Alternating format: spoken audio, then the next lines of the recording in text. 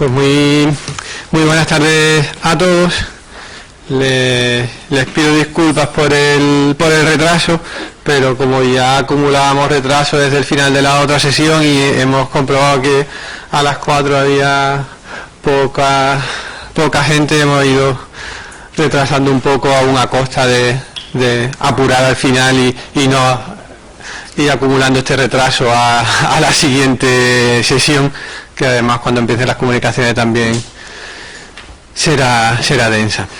Para mí es un placer poder presentarles hoy a Beatriz Sánchez-Hita, que es una joven y excelente investigadora, es miembro del grupo de estudios del siglo XVIII de la Universidad de Cádiz y junto a sus compañeros forma un equipo que se ha distinguido en los últimos años por una gran actividad científica e intelectual que les ha colocado en el primer plano de la producción científica sobre la prensa, la ilustración y los inicios del liberalismo, que son su especialidad. Beatriz se formó en la Universidad de Cádiz y se doctoró también en la Universidad de Cádiz, donde consiguió además el premio doctorado del premio extraordinario de doctorado.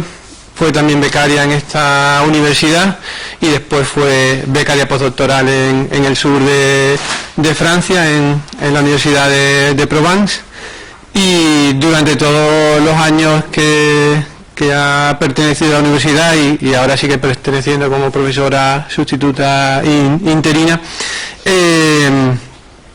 ha demostrado un gran activismo científico y productivo, porque no ha dejado de publicar monografías, obras colectivas, trabajos en revistas de prestigio y de reconocimiento, y además ha recibido dos importantes premios a su producción, el premio Ciencias Sociales Cortes de Cádiz y el premio del Centro de Estudios Constitucionales Cádiz 1812. Su obra es amplia y dilatada a pesar de su relativa ya juventud, pero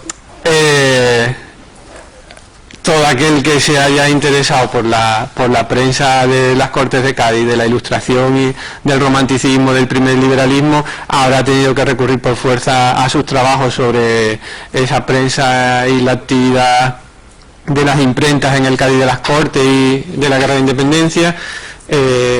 También es de destacar la atención que le ha prestado a una figura importante dentro de todo ese movimiento de las imprentas del Cádiz liberal, que era depende cómo lo queramos llamar, José Joaquín de Clara Rosa o Juan de Olavarría, ¿no? Y en fin, su trayectoria es sólida y yo la calificaría además de excelente, y creo que tenemos suerte de contar hoy con ella aquí en esta conferencia sobre el legado hemerográfico de la Guerra de la Independencia.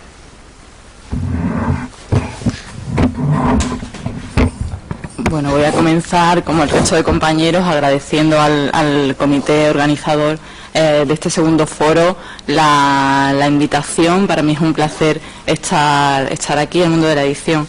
Me interesa, aunque me dedique a un mundo de edición pues con 2 siglos de antigüedad.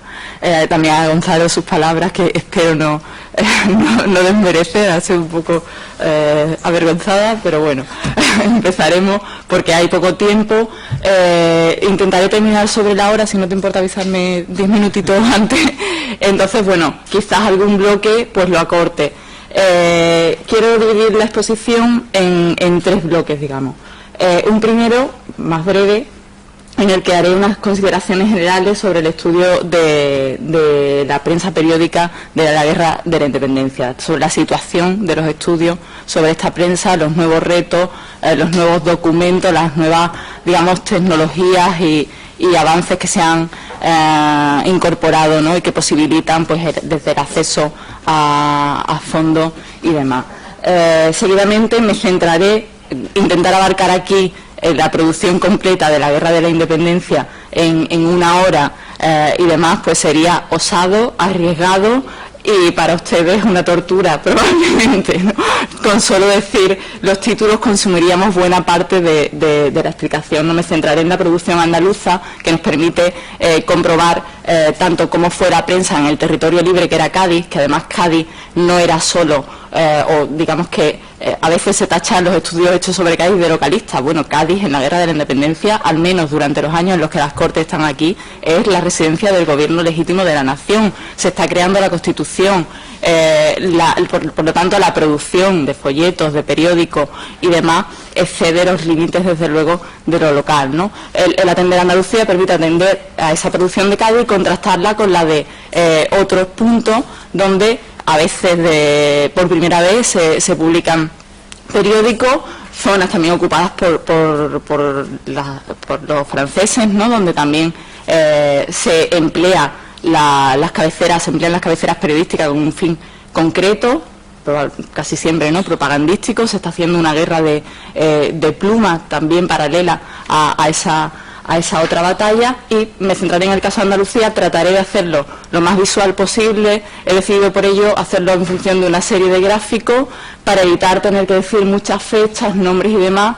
Iré destacando los títulos principales y, bueno, he incluido el título con las fechas concretas en la imagen, así me ahorro yo un poco de esfuerzo y creo que ustedes también se perderán menos si en lugar de eso pues voy diciendo un título tras otros, ¿no?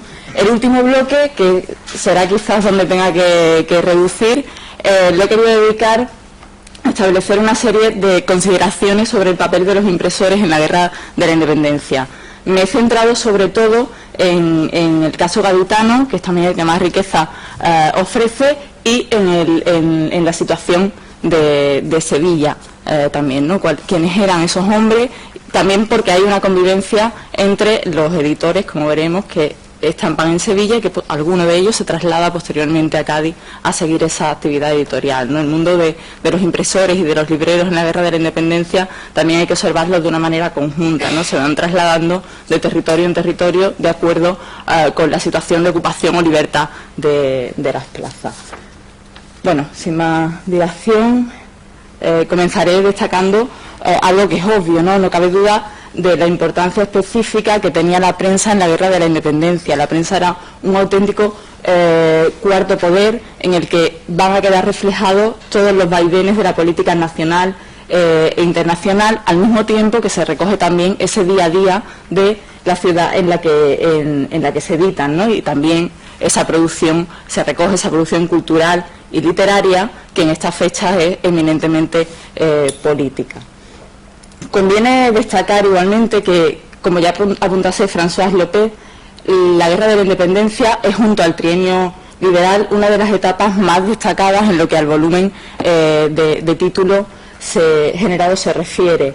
Buena parte de estos títulos son periódicos, y en el caso de los periódicos hay un matiz y una dificultad que presenta su estudio a la hora de contabilizar el volumen de obras surgidos en una época, y sobre todo cuando a lo que se quiere atender es a la capacidad editorial de determinados talleres. Pues no es lo mismo publicar una cabecera diaria con una tirada que se estima en 200 ejemplares al menos para que sea rentable, lo que supone eso de necesidad de prensas, de operarios y demás, que tirar a lo mejor folleto suelto. Entonces ahí en el mundo de la imprenta también hay diferencias entre unos talleres y otros, ¿no? Además de las dificultades lógicas de producir, en el caso de Cádiz, en una ciudad sitiada, donde había una infraestructura que tiene que adaptarse a un nuevo contexto de demanda periodística y, bueno, y de folletos y de información, en definitiva. Bien, claro, eso a la hora de cuantificar la producción resulta más complicado que si se atiende a títulos de obra, porque realmente, como apuntaba Borja Rodríguez Gutiérrez en un congreso en Oviedo en el 2008, ¿cuántas entradas debemos otorgarle pues a un periódico como La Abeja Española, que tira 300 y pico números, a esa imprenta? Le corresponden tantos como números, le ponemos solo uno a la hora de contabilizar, y son cuestiones que hay que ir abordando desde el campo de estudio de la bibliografía y demás.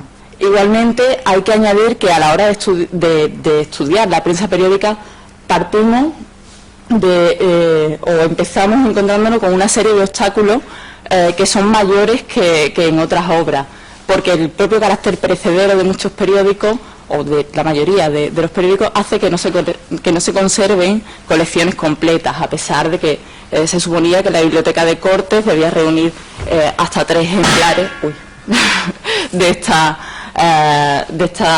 publicaciones. Sin embargo, el acceso a la fuente primaria a veces es bastante complejo. Durante el siglo XIX, XX y XX, bueno, casi a principios hasta inicio del presente siglo, el acceso a los fondos hemerográficos y los estudios que se hacían sobre los mismos se limitaba prácticamente a lo que se conserva en la Biblioteca Nacional, en la Hemeroteca Municipal de Madrid, algún catálogo de colección privada, y era extraordinariamente complejo con esas condiciones, pues analizar de una manera global o discernir si estábamos ante una colección completa de una cabecera o no, salvo los periódicos más conocidos. Los periódicos de más difícil localización y demás, pues estaban un poco en el aire. Esto, no obstante, se hicieron importantes estudios durante la primera conmemoración de la Guerra de la Independencia, como la célebre obra de Manuel Gómez y Más, reeditada recientemente, ¿no?, en 2008, con introducción de Moreno Alonso. También una obra menos conocida ya más porque está colgada en Internet, está digitalizada, la obra de Luis del Arco, que es una especie de revancha en el fondo a ese Gómez y Más, añadiendo y aumentando el número de títulos, ¿no? Obviamente a estas obras colectivas habría que sumar esos otros estudios sobre la prensa, en el caso que aquí nos ocupa, sobre la prensa de Sevilla, de Chávez Rey, o de Granada, de Gallego Burin, y pues otra serie de trabajos, ¿no?, monográficos sobre títulos concretos y demás que se han ido desarrollando. Durante este bicentenario también la prensa ha sido un objeto de estudio y se han realizado tanto análisis colectivos como los de Alberto Gil Novales y Checa Godoy, aparecidos los dos en 2009, y que si se contrastan pues ofrecen una disparidad de títulos bastante reseñables y que deviene, ¿no?, de lo que cada investigador considera que es y no es un periódico o que se agrupa como tal. Tengo por aquí las cifras. Gil Novales cifra 606 periódicos, mientras que Checa Godoy sitúa el número en 301. Ahí también, bueno, Gómez y Más añadía 330 y Luis del Arco 481. Estos números, bueno, nos llevan a pensar que evidentemente el consenso es difícil y que hace falta, a pesar de que parece que está todo hecho, y ahora veremos, bueno, que no está todo hecho, que es más, que queda mucho por hacer y que quizás este sea el mejor momento de hacerlo, cuando está al alcance del investigador buena parte de esas cabeceras digitalizadas. Hay páginas, bueno, que han citado esta mañana, archive.org, el propio Google Books, a veces tecleas y aparecen informaciones. Los avances que se han producido en la introducción de datos en el catálogo colectivo del patrimonio bibliográfico español, que permiten la localización en bibliotecas, la digitalización que lleva a cabo la Biblioteca Nacional de su fondo, a la que se suman, por supuesto, las de archivos, ¿no? El Pares también aparecía esta mañana, que dedica una sección específica a la Guerra de la Independencia y que ha digitalizado fondos documentales no bien catalogados o que se desconocían hasta la fecha, y por ello empezaré el segundo bloque. Como decía, esta situación hace necesario una revisión, al menos profunda y pormenorizada, de los datos que se manejan hasta la fecha, de las cifras totales de periódicos salidos en la Guerra de la Independencia. La variación en la horquilla entre las cifras se debe fundamentalmente a que a veces se incluyen como periódicos suplementos de un mismo título. Por ejemplo, en el caso del Conciso, veréis en muchos catálogos cómo se incluyen como entradas independientes el Concisín, el Concisón, el Concisín Mayor, etcétera, que obviamente son o forman parte de la empresa editorial del Conciso, son suplementos del periódico. Los números extraordinarios de muchos periódicos también aparecen de suplementos. Esto hace que se vaya aumentando y a veces en todos los que nos dedicamos a la prensa, me incluyo yo mismo, porque tengo que reconocer que me pasaba sobre todo al principio y ahora probablemente también, pero eso lo reconoceré menos, tendemos a pensar que cuantos más títulos demos, más completa será nuestra obra, y a veces habría que valorar realmente si lo que se incluye es un periódico o no, cómo señalarlo, cómo incluirlo, cómo atender a la tradición previa, porque desde luego los trabajos de Gómez y Mas y Luis del Arco deben ser y son referencia obligada, ¿no?, para quien se dedique a esto, además, por supuesto, de las historias del periodismo que tratan de la Guerra de la Independencia y todo ese caudal bibliográfico sobre aspectos concretos, sobre periódicos concretos, y que hay también que valorar y que incluir.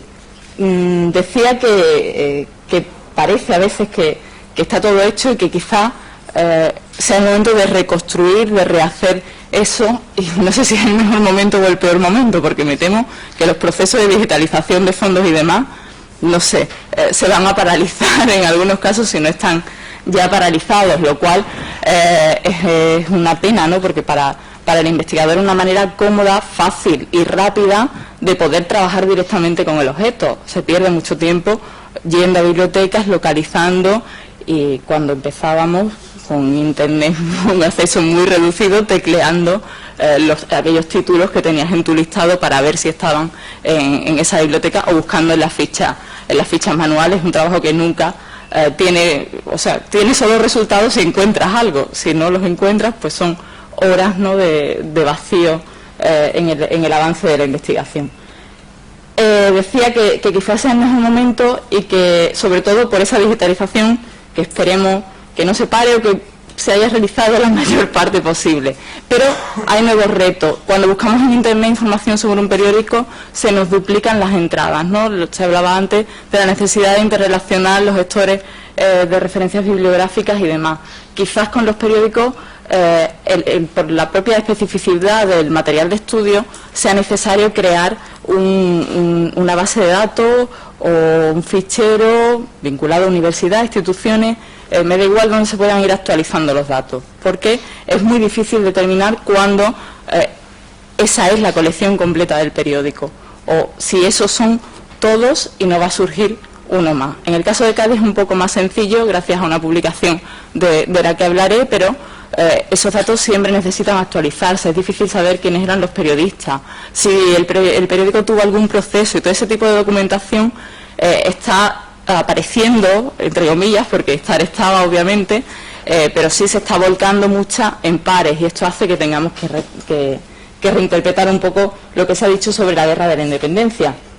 El caso más llamativo es, por ejemplo, toda una serie de solicitudes de licencia previa a la publicación antes del decreto de libertad de imprenta, que obligan, cuando menos, a matizar esa impresión de que existió una libertad de imprenta de hecho, de facto, desde el 2 de mayo, porque, bueno, quizás para folletos y para obras menores sí, pero los editores de periódicos, y veremos ahora varios títulos con los documentos, pidieron licencia al Consejo Reunido o a la Junta pertinente, se establecían censores para los periódicos, se echaban para atrás algunos documentos porque no los admitía la Junta, ¿no? Toda esa documentación hace necesario, pues, echar un vistazo, ¿no?, o reestructurar, reinterpretar todo lo que se ha venido diciendo, porque si no corregimos las cosas, pues estaremos condenados a arrastrar los mismos errores, ¿no?, que se han venido produciendo hasta el momento. Lógicos, por otro lado. La dificultad del acceso en la prensa es, desde luego, un duro escollo que hay que salvar a la hora de hacer los estudios. Bien, eso en cuanto a la visión que quería dar un poco de cuál era la situación. Cuando se publique, mi intención es dar un listado con la bibliografía de cada uno de los títulos, de los bloques periodísticos en Andalucía durante la Guerra de la Independencia, pero obviamente aquí no me voy a detener en ese aspecto. Quería hacer un recorrido, decía, lo más visual posible por las cabeceras que se publican en Andalucía durante la Guerra de la Independencia. Para ello creo que el mejor sistema es movernos a través de gráficos, ¿no? Bueno, tienen ahí el gráfico por años, a veces desvirtúa la información porque da cifras muy elevadas, y en el caso de los periódicos, a diferencia de otras obras, sí que es posible conocer la fecha y por tanto podemos ver mes a mes cuál es la producción de los distintos lugares y valorar qué hechos históricos, qué situaciones políticas determinan que se produzcan pues picos en la producción de cabeceras, ¿no? Bueno, esta sería la producción en general para Cádiz, iremos luego deteniendo. Para Córdoba solo saca un periódico. La de Granada se observa ya ahí, ¿no?, un pico hacia, bueno, un pequeño repunte después en el verano del 12, cuando salen las tropas francesas, seguido por otra eclosión de títulos no muy pronunciada. Nunca es la cifra de Cádiz, pero sí que se produce un despegue del periodismo una vez que la ciudad queda libre de las huestes napoleónicas. Jaén, que conoce o que inicia prácticamente su historia en lo que a prensa periódica se refiere con la Guerra de la Independencia, pues dura, no tiene ni siquiera toda la etapa. Málaga, pues una situación similar, con periódicos muy irregulares, y por algún motivo, no sé por qué, quitando un par de publicaciones malagueñas, el resto son bastante difíciles de encontrar.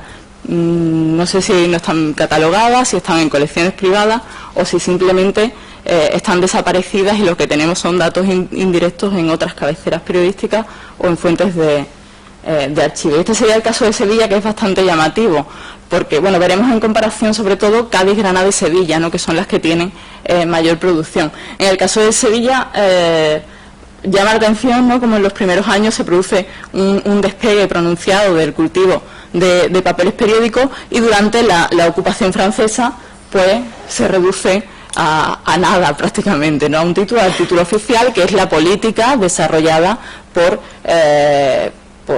los franceses, ¿no?, en aquellos territorios que van ocupando, y después despega pues de una manera también pronunciada ya en 1812, el verano de 1812, cuando salen las tropas. No he incluido aquí el caso de Huelva, donde se edita la Gaceta de Ayamonte, con una imprenta que se consigue en Faro por la Junta Central, allí refugiadas cuando huye de Sevilla, y que se publica del 18 de julio de 1810 al 13 de marzo de 1811, saca 35 números, pero no sería una publicación que influya demasiado a la hora de interpretar estos datos, sí para otros, pero la quería decir. Si observásemos, os decía, la producción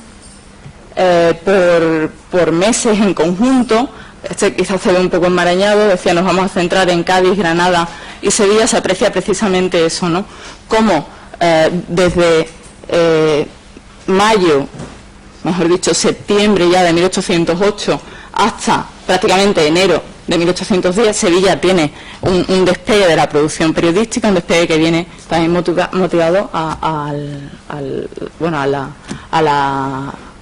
asentamiento, ¿no?, de la Junta Central en la ciudad, como luego cae durante la invasión y vuelve a despegar. En el caso de Granada, que también tenía tradición previa, tanto Cádiz, Sevilla como Granada tienen cabeceras en el 18, por lo tanto las ciudades cuentan con una infraestructura mejor o peor, pero la tienen para poder afrontar, ¿no?, la edición de que requiere una obra con un papel periódico que necesita mantener una frecuencia y demás, ¿no? Y como, bueno, se observa nuevamente cómo despega con la salida de las tropas napoleónicas de Andalucía, tanto la producción de Sevilla como repunta también levemente la producción de Granada. De todos estos bloques iremos viéndolo más detenidamente, lo que me deje el tiempo. Bien, decía, comenzaba destacando, y esta mañana ya han hecho también mención a este documento, la importancia de reinterpretar lo que se ha dicho sobre el periodismo en base a los nuevos documentos de archivo localizados, ¿no? Decía, se tiende a pensar que desde el 2 de mayo se crea una libertad de imprenta de facto. Sí que hubo un cierto periodo de libertad de imprenta total en el espacio en el que en Madrid quedó libre de las tropas napoleónicas después de la batalla de Bailén. Pero después, una vez que se constituye la Junta Central y demás, se tiende a dar normas para que se controle lo que se publica. Y ahí veremos debatirse siempre a las diferentes juntas entre el temor o la necesidad de controlar este tipo de producciones y la permisividad para todo lo que se publica. De hecho, prácticamente todos los que piden licencia, tanto a las juntas como al Consejo reunido, que se creará en septiembre de 1809, se tienden a conceder casi todas las licencias. De hecho, la única que se deniega es la de un diario de Córdoba que quería publicar Cristóbal Beña y que se deniega porque se teme que sea realmente un afrancesado, y se dice que necesitaría a alguien que lo estuviese celando mientras escriba para que se le permita la publicación, y es quizás el único caso. Mientras tanto, se tiende a dar licencia a todo lo que se publica, pero se establecen censores para que vigilen el contenido de esas publicaciones, ¿no? Prueba de que seguía existiendo esa censura previa es el artículo 10, ¿no?, donde se señala el reglamento para la Junta: se abstendrán de permitir el libre uso de la imprenta con arreglo a las leyes, O sea, no existe libertad de imprenta de facto, aunque tampoco es la censura que se hacía en el 18, ¿no?, o en los momentos antes de la Guerra de la Independencia. En este contexto, y de manera temprana, comienzan a surgir diferentes cabeceras, muchas de ellas auspiciadas por las juntas locales, ¿no? Un caso significativo, por ejemplo, es el del Diario de Granada, que aparece en la fecha que tienen ahí y que en el pie de imprenta reza que se publica con aprobación del Gobierno, y que en su presentación destaca el papel que va a tener la prensa, esa prensa promovida, en muchos casos auspiciada por la Junta, que será el de propagar, serán 3 días: propagar testimonios auténticos sobre las batallas y demás, difundir las resoluciones del Gobierno ilustrado, dar las noticias, ¿no? Esto estaría relacionado con lo anterior, todo lo que se produzca, informar de manera veraz, es algo que se repite muchas veces en los prospectos de estas obras, y dirigir y robustecer la opinión pública. Digamos, ese concepto, ¿no?, de opinión pública, la importancia específica que adquiere durante la Guerra de la Independencia, hace que sea algo recurrente en los periódicos. Todos estaban convencidos de que había que convencer al pueblo para que el nuevo sistema que se estaba creando, que todavía no tenían muy definido, pues saliese adelante, ¿no? Esa necesidad de difundir las ideas, ¿no? En la misma línea que las palabras anteriores están las que aparecen tanto en el Diario de Jaén como en el Correo de Jaén, que presenta una compañía de suscriptores a la Junta, que dice que sí, y que a cambio esta compañía de suscriptores pretende contribuir con la recaudación del diario a uniformar y a armar a los soldados. Eso también, la prensa se convierte de esta manera, y en varios casos, en coadyuvante, ¿no?, de esa guerra, de esa parte militar del conflicto. Surgen, bueno, diferentes cabeceras: el Correo de Córdoba, el Diario de Málaga. Me quería detener un poco en este porque está editado por Francisco José Molle, que luego jugará un papel muy destacado en Cádiz, siendo uno de los editores, o el editor principal del Procurador General de la Nación y el Rey, y que adopta, ¿no?, se posiciona dentro del bando conservador. Esto es algo que ella hacía en el Diario de Málaga, y la Atalaya Patriótico de Málaga sale un poco a contrarrestar, ¿no?, esas ideas que ya se empezaban a manifestar. El Diario de Málaga se vendía prácticamente en toda Andalucía, tenía una suscripción pues prácticamente a todas las provincias, y el editor pretende que se le conceda un privilegio exclusivo de publicación, algo que se le deniega porque los propios órganos de gobierno estaban viendo la utilidad de la prensa y suelen negar todos esos privilegios exclusivos que pueden limitar el que otros desarrollen el ejercicio y la actividad como periodista.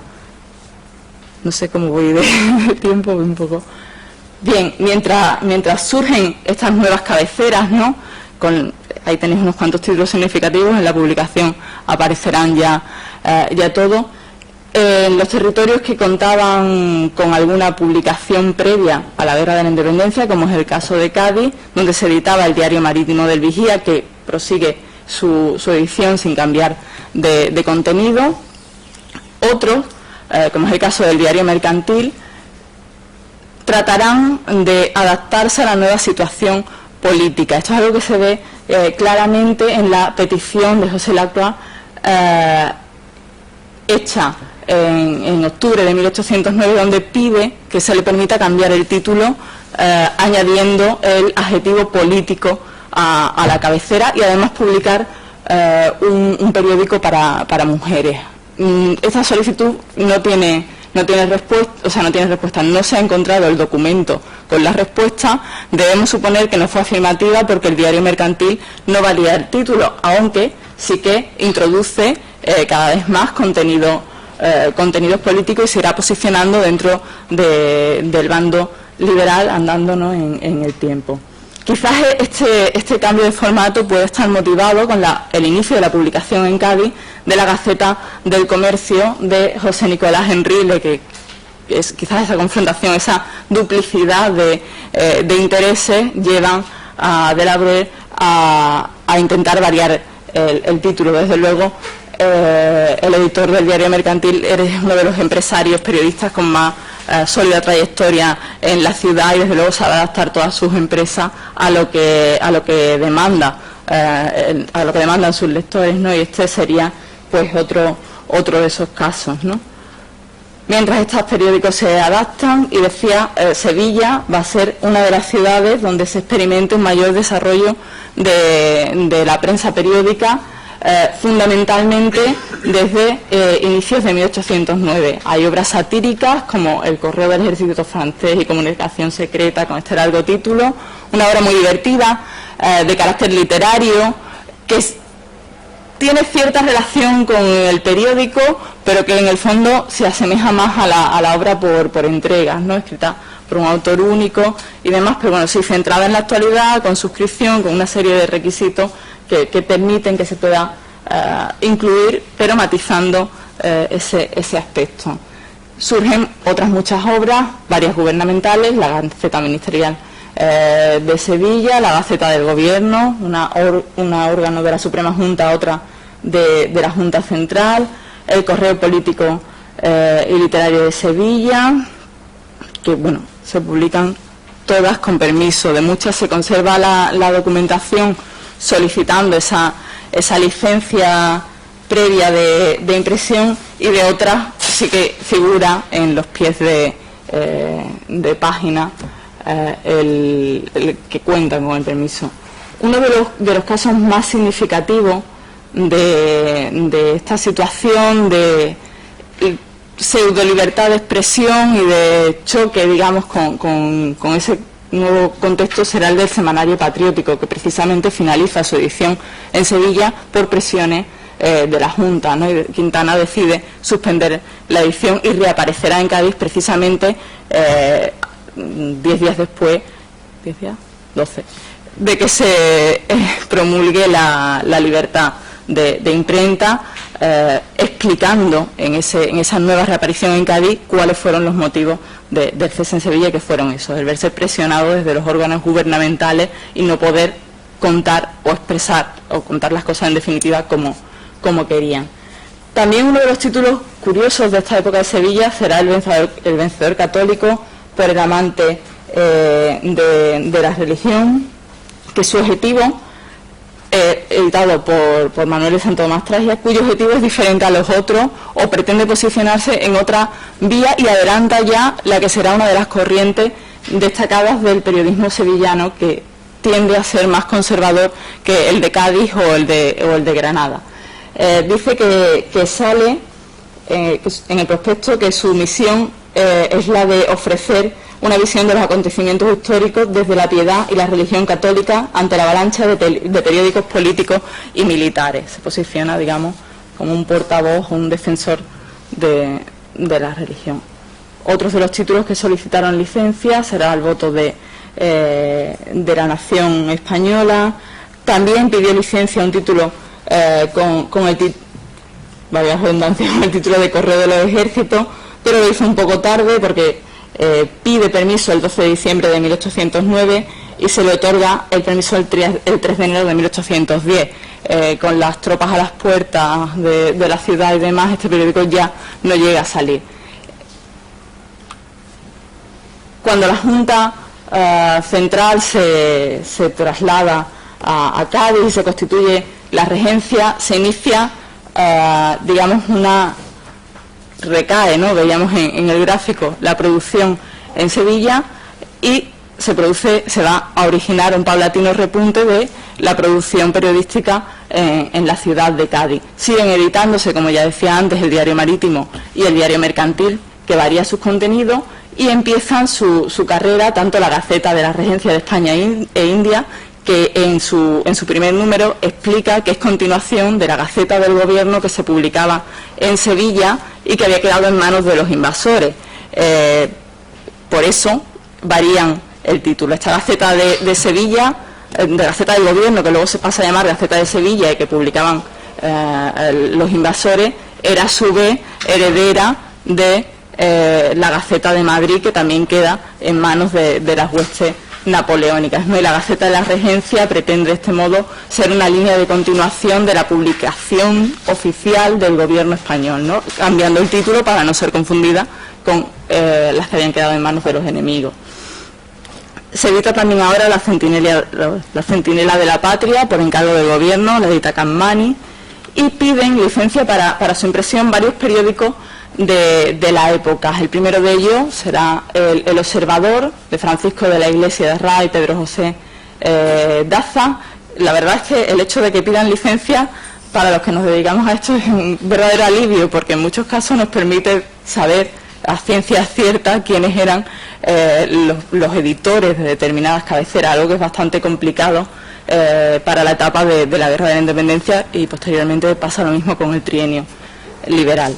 También pidió licencia para su publicación una de las cabeceras más destacadas de la época, como es el Conciso, que además será el periódico que en cierto modo marque la pauta de edición de los periódicos venideros. Será un periódico breve que quiera hacer la guerra de pluma contra los invasores y que sale pues con licencia primero en los días pares y desde abril de 1811 ya todos los días. El hueco dejado por el Conciso será aprovechado por la tertulia patriótica para salir en los días impares y así paliar la situación difícil de la imprenta en estos años en la ciudad de Cádiz, donde, como decía, aunque existe una tradición de periodismo previa, los talleres no estaban preparados para la avalancha de papeles públicos que venían, y será una situación que no se solucione en el fondo hasta bien avanzado en 1811.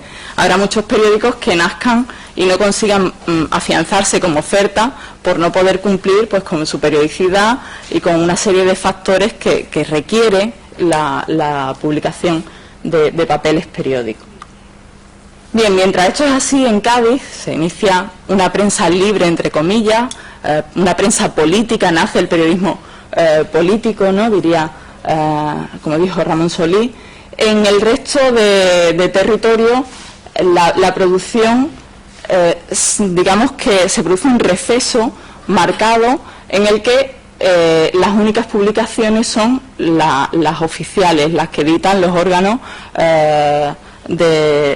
josefinos, y que las convierten también en mecanismos de propaganda de su política. Dan noticias de la guerra. Es muy curioso, por ejemplo, confrontar qué se dice en una publicación en la Gaceta del Gobierno de Granada sobre la situación de Cádiz, que está como siempre a punto de caer, está ya para claudicar, y lo que se dice en Cádiz de la situación en la que se encuentran los españoles de los territorios ocupados, que pasan hambre, que pasan miseria, que se pasan al territorio y demás, ¿no? Claro, el hecho de que exista solo la publicación oficial en las poblaciones, en las zonas ocupadas, pues tiene bastante sentido, ya que aunque la Constitución de Bayona se establece que existirá la libertad de imprenta, se da un margen de 2 años para su aplicación, y obviamente hubiese sido un riesgo permitir la prensa libre en un territorio que acabas de ocupar, donde los vecinos se han estado enfrentando pues cuerpo a cuerpo con los invasores, ¿no? En estos periódicos, como decía, sirven de propaganda del gobierno josefino. Si crean escuelas, se publicita. Cuando Napoleón se casa, se dota a las mujeres jóvenes del pueblo que quieran casarse, pues se les da una dote, se hacen fiestas, se festeja todo, se publican pues todas las mejoras, ¿no?, que está haciendo ese gobierno, que se presenta como ilustrado y como aquel que va por fin, ¿no?, a avanzar, a hacer que avance esa sociedad, criticando siempre, bueno, con moderación el papel de la religión y de la superstición, pues no deja de ser un tema delicado.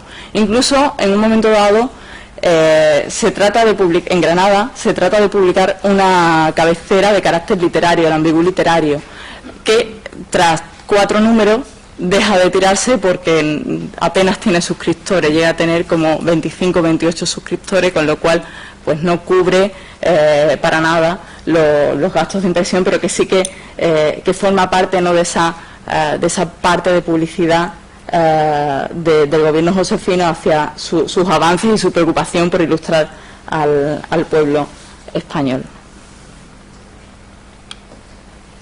Bien, en esta situación llegamos al momento en el que se promulga la libertad de imprenta, con prácticamente todo el territorio ocupado, excepto Cádiz y la isla de León. Ahí tenéis el listado de títulos publicados desde noviembre hasta marzo de 1812, porque en marzo de 1812 en Cádiz vuelve a caer la producción, y contrastadas la edición en el conjunto, ¿no?, de las zonas que se publican periódicos en Andalucía. Obviamente la diferencia aquí es abismal, ¿no? En estas fechas también, os decía, más o menos a mediados de 1811 en adelante, se soluciona en gran parte la carencia de imprentas, de operarios de imprentas y demás que vivía la ciudad de Cádiz. Eso posibilita que se empiecen a editar diversos periódicos, algunos bastante duraderos. Entre los periódicos de esta nueva etapa habría que destacar, ya lo decía antes, el caso del Semanario Patriótico, que amparado en esa libertad de imprenta vuelve a la palestra y destina buena parte de su contenido a cubrir el debate parlamentario. Esto es algo que ha estudiado muy bien mi compañero Fernando Durán López. Como el semanario, otra serie de periódicos se interesan por lo que sucede en las Cortes, ya sea incluyendo una sección específica, ya simplemente dedicando textos de carácter ensayístico y analizando el debate que allí se produce. Algunos con títulos muy significativos, aunque muy poco duraderos, como El eco de las Cortes, también El despertador político, más tarde El patriota en las Cortes. El Conciso ya incluía sesión de Cortes, lo venía haciendo desde que estas iniciaron sus sesiones. Y esta situación, esta demanda, quizás esta circulación de las noticias de lo que ocurre en esas reuniones de los diputados, fomenta o propicia que surja el que será el diario oficial de las propias Cortes, ¿no?, el diario de las sesiones y actas de las Cortes, que nace.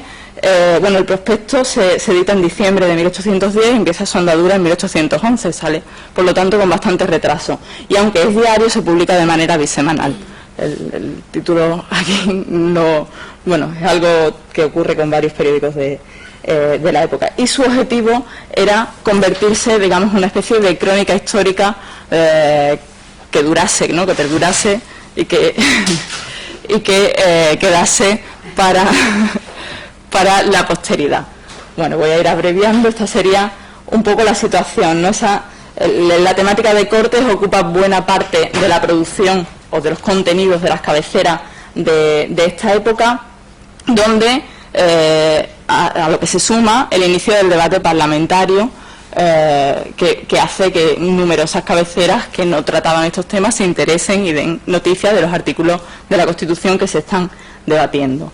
En el verano de 1811 surgirán dos cabeceras serviles bastante destacadas, el Censor General y el Diario de la Tarde, del Marqués de Villapané, que equilibrarán un poco la balanza, ¿no? Pues hasta ahora se había inclinado quizá la producción más hacia el bando liberal, pero si nos fijásemos en lo que se refiere a la duración y a la periodicidad de las cabeceras, veremos que el debate está mucho más equilibrado de lo que a simple vista puede parecer, ¿no?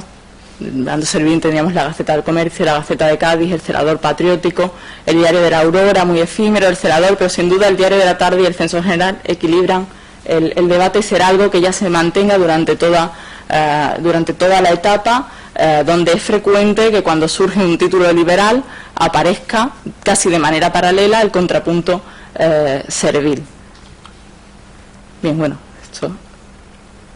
Perdón, no he pasado la diapositiva. También de esta época es uno de los periódicos que decía, para mí, uno de los más importantes de la Guerra de la Independencia, porque es un periódico de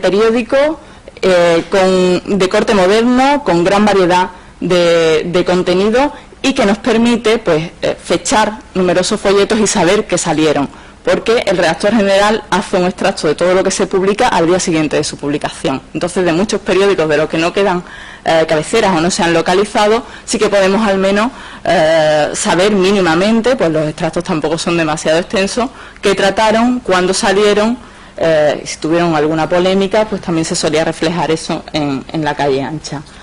Paulatinamente se va diversificando la oferta. Surge el telégrafo americano con el deseo del editor de ilustrar a los diputados en la noble tarea de constituir la nación sobre el tema de América, pero fracasa, pues no vende lo suficiente, sufragada solo la publicación del periódico y no consigue mantenerlo durante mucho tiempo en el panorama, ¿no? La década le pasa lo mismo. El periódico militar, un periódico para militares, vemos cómo se va diversificando toda esa oferta periodística. Surgen también el Mentor, el Ilustrador Popular, etcétera. En esta situación llegamos al final de la ocupación napoleónica. Veíamos, aquí lo tenemos ya, sería el verano, agosto de 1812, cuando salen las tropas de Andalucía, cómo vuelve a repuntar esa producción de títulos en Sevilla y en Granada. Y en este momento se va a observar una diferencia en lo que se refiere a la politización de los temas tratados. Cádiz, donde el elemento liberal es mayoritario en números, y como decía, sí que existe un contraste entre cabeceras, tiende más hacia el lado liberal. Granada a veces está un poco más hacia el lado liberal que Cádiz, incluso hay títulos que pugnan entre ellos por su liberalismo extremo en algunos casos. Es muy curioso porque existe una convivencia entre los periódicos de Granada de esta época y los de Cádiz. se plagian títulos del Conciso. El Duende de los Cafés copia un catecismo político de una publicación granadina, y existe ahí una especie de convivencia, no sé cómo era de pacífica. Desde luego ninguno denuncia el plagio, con lo cual debemos suponer que quizás no estaban muy en desacuerdo, ¿no? Todo sea por difundir aquello que querían expresar. Mientras tanto, Sevilla, que ya desde 1809, ¿no?, con esta publicación, El Vencedor Católico, denotaba la existencia de un elemento ahí conservador, se va a ir posicionando cada vez más dentro del bando conservador. decía, es la época del enfrentamiento liberal. En Cádiz, dos publicaciones destacadas: La Abeja Española, surge la abeja el 12 de septiembre, y el 1 de octubre aparece El Procurador. Como os decía, a partir de esta época a veces se articula como una suerte de batalla entre periódicos de tendencia diferenciada. También en esta época, bueno, tendemos el periodismo sigue desarrollándose. Es la época también del Tribuno del Pueblo Español, que nace para promover la independencia política de la nación y asegurar la libertad civil de sus individuos. Un periódico de corte ensayístico, serio, que prosigue, ¿no?, esa tendencia a diversificar la oferta, ¿no?, a variar lo que se ofrece al público. A esa misma tendencia responden periódicos como El Amigo de las Damas, de muy escasa vida, sacó solamente 7 números, pero bueno, es un intento de encontrar en el público femenino un receptor que haga viable la tirada de la cabecera. El Sol de Cádiz, publicación curiosa, que se empecinó en descubrir a los francmasones presentes en las Cortes de Cádiz. El Articulista Español, que da cuenta de la importancia que el periodismo había adquirido, pues pretendía vivir a partir de lo que le enviaban los lectores, ¿no? Es una oferta también diferente. Mientras tanto, como os decía, en Granada se tiende al lado liberal. Aquí varias publicaciones, hay algunas más, ¿no? El Loco Constitucional, el Periódico de Granada La Verdad Libre y el diario Demagogo, el Demagogo Granadino, que varía su nombre, y este es otro de los líos que hay en muchísimos catálogos. Aparece con varias entradas esta publicación, que va cambiando de nombre en su trayectoria, pero es la misma empresa, permanece la suscripción, permanecen los editores, solo en un momento dado varía de imprenta, y ese resquicio dejado un día solamente por este periódico, que había logrado un público bastante consolidado en Granada, es aprovechado por el diario de Granada, que se titula El Patriótico, para salir con el número que correspondía a esta publicación y tratar de captar a los lectores en ese día que deja libre, ¿no? Es un caso curioso. Esto, claro, cuando empezamos a analizar los títulos, de repente llegas ahí y no cuadra nada, no te cuadra la imprenta, no te cuadran bien las fechas, no sabes qué ha pasado hasta que, bueno, ya indagando en los textos y revisando más pormenorizadamente la publicación, pues te das cuenta de lo que hay, ¿no? Como muchas publicaciones liberales, a este periódico surgen determinados folletos o series de folletos para combatirlos, como La Bigarra. A veces estos folletos se han incluido también como publicaciones cuando realmente no son periódicos, sino elementos de la polémica suscitada en torno a un periódico. Pasa también en Cádiz con el Redactor General y el Castidiablo, las fotos de los perjudiciales y toda una serie de cabeceras, o sea, de cabeceras no, de folletos que surgen para combatir al Robespierre español. Como os decía, mientras tanto, no sé cómo voy de tiempo, 2 minutos. Bien, en Sevilla es la prensa conservadora la que se va afianzando. Una prensa conservadora a veces bastante divertida, como sucede con El Tío Tremenda, Los Críticos del Malecón, también un periódico literario que imita el lenguaje popular, La Píldora, también bastante satírico, y también evidentemente surge una prensa informativa más ajena o más imparcial en lo que al posicionamiento político se refiere. Y bueno, voy un poco deprisa. En esta situación, decía, en Cádiz se había producido un receso al promulgarse la Constitución, porque toda una serie de cabeceras que habían cubierto el debate constituyente, pues dejan de salir porque, en definitiva, ya dan por cumplida su misión. Eso sucede en concreto con el Semanario Patriótico y con otras cuantas. En 1813, en agosto del 13, si recordáis el plano del principio, hay un gran pico, hasta 21 títulos, que viene motivado por la irrupción en el panorama de toda una serie de periódicos de muy escasa duración que nacen para tratar de impedir el traslado de las Cortes a Madrid. Se rumorea que hay una epidemia de fiebre amarilla en Cádiz y se empieza a discutir si es pertinente o no el traslado de los diputados. Muchos periodistas ven en esa situación un peligro para el mantenimiento de la Constitución, y saldrán títulos tan significativos como los que tenéis ahí, ¿no? El centinela de la Constitución española, el amante de la libertad civil, el defensor acérrimo de los derechos del pueblo, la campana del lugar, que surgen sin intención de permanecer en el fondo, sino para cubrir o para contribuir a esa no marcha de las Cortes, a esa defensa a ultranza de la Constitución. También nacen otras más duraderas, el duende de los cafés, y, como decía, casi siempre que surge una cabecera liberal de cierto peso, como es el caso del duende de los cafés, de Jacinto María López, surge como contrapartida una publicación servil. Este es el caso del Diario Patriótico, que rápidamente empieza a publicar de manera seriada la historia de la persecución del clero en Francia. Conforme nos vamos acercando a mayo del 14, una obra, La monarquía, por entregas, con las que va abonando el terreno y preparando, en definitiva, la vuelta al absolutismo, mientras que otros tantos, en 1814, cuando ya era evidente que Fernando VII iba a derogar la Constitución y todos los decretos y todas esas digamos, disposiciones legales dimanadas de las Cortes, surgen varias cabeceras con esos títulos, ¿no? Grito patriótico, el Clarín de los liberales, que intentan aferrarse a ese último, a un último, digamos, esfuerzo por mantener la Constitución, y que evidentemente fracasan. El final de esta historia, en el fondo, lo sabemos todos, ¿no? Llega mayo,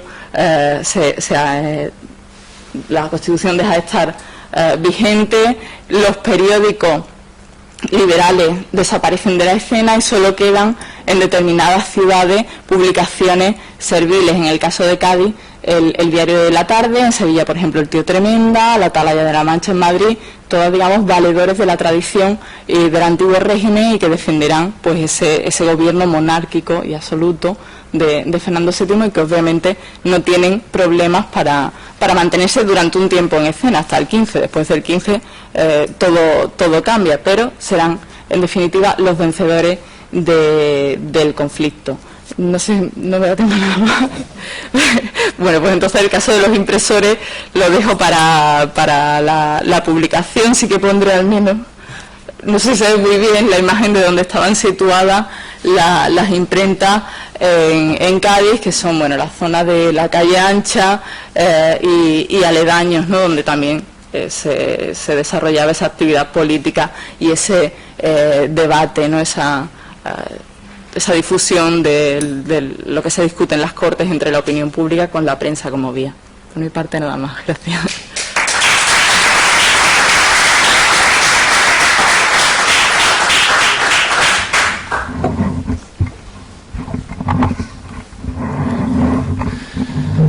Decía Beatriz al principio de su intervención que le daba la impresión de que quedaba mucho por hacer en este campo.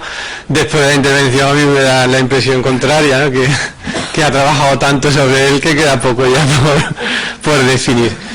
Yo le he metido un poco de prisa por dejar, aunque sea 5 minutos de margen. Si hay alguna pregunta, alguna... Sí, pues hace falta micrófono, no está la azafata. Sí, bueno. ¿Cómo? Se graba ahí,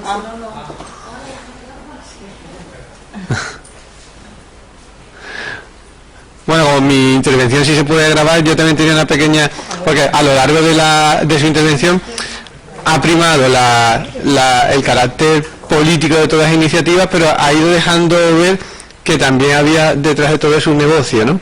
Y me gustaría a lo mejor que acentuara un poco más ese carácter de negocio y de empresa que muchas iniciativas quizás nacieron con el interés de satisfacer un público y de ganar dinero, ¿no? Que cuánto pesaban en una iniciativa lo político y cuánto lo económico, ¿no? Bueno, trataré de ser breve, pero claro, obviamente sobre todo en una primera etapa sí que hay una parte que ahí no es negocio, que es más promoción de las juntas y demás, donde el dinero se dona para el ejército y tal. Pero conforme se acerca, ¿no?, la promulgación de la libertad de imprenta, y una vez que se decreta esa, son muchos los sujetos que deciden hacerse periodistas, ¿no? Un ejemplo claro es el de José Lacroix, ¿no?, que varía, cuando ve que la situación ha cambiado, varía su periódico, porque él en definitiva vive, ¿no? O es un periodista, es un empresario periodista que viene trabajando en Cádiz desde 1795 y que ha tenido experiencia previa tanto en Valencia como en Sevilla. Otro caso en el que se ve muy claro cómo el periodismo también era un negocio es el de Pedro José Daza con El Redactor. Se dedicaba al cultivo de viñedos, y cuando los franceses invaden Sanlúcar, que es donde los tenía, decide convertirse en periodista. Tiene una fase de aprendizaje, ¿no? Lo veíamos vinculado al Observador y también al diario mercantil. El propio de la web pide que colabore con él durante un tiempo y después saca El Redactor general, rodeándose de todo un equipo de hombres que viven de eso. Entonces, claro, el factor comercial es muy importante y determina también el éxito o el fracaso de muchas cabeceras. En total, si quitamos los proyectos nonatos en Cádiz, estaríamos rondando los 70-71 títulos, 74 si incluimos aquellos que nos salieron. Evidentemente no todos consolidan la oferta porque falla, pues precisamente eso, la necesidad de lectores.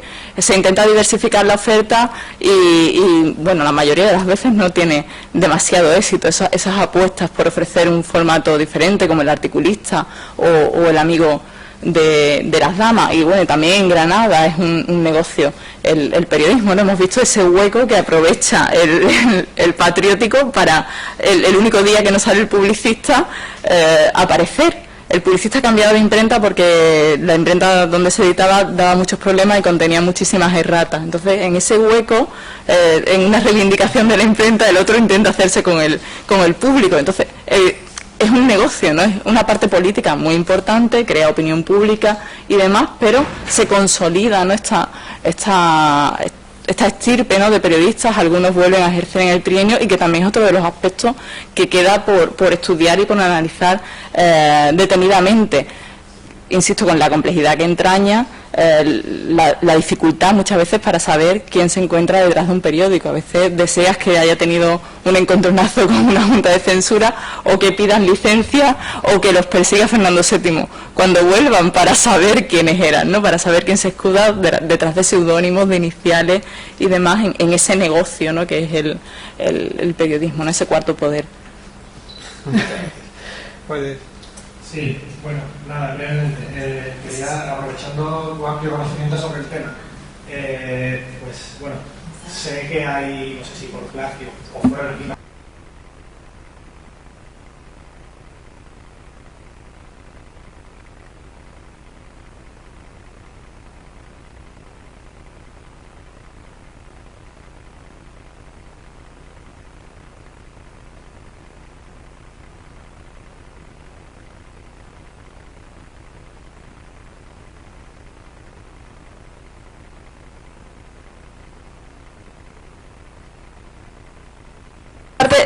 la conozco menos. Sí que sé que muchos títulos de los que se editan en Cádiz se envían a América y allí se imprimen en otras imprentas, ¿no? Hay casos del Observador y demás, o el caso del editor del Duende Político, que se traslada a Filadelfia y allí empieza a editar el Cosmopolita Sensible, creo que se llamaba, pero ese tema la verdad es que lo manejo menos, no sé hasta qué punto dependerá de la fecha, si son exiliados o no, porque otros muchos se trasladaron a Londres, o si es de manera coetánea, de impresos que se envíen y se reimpriman en otros talleres, que eso sí fue frecuente. Y bueno, era una manera también de difundir determinadas noticias. Quizás no se reimprime la colección entera de La Abeja o del Observador, pero sí números sueltos.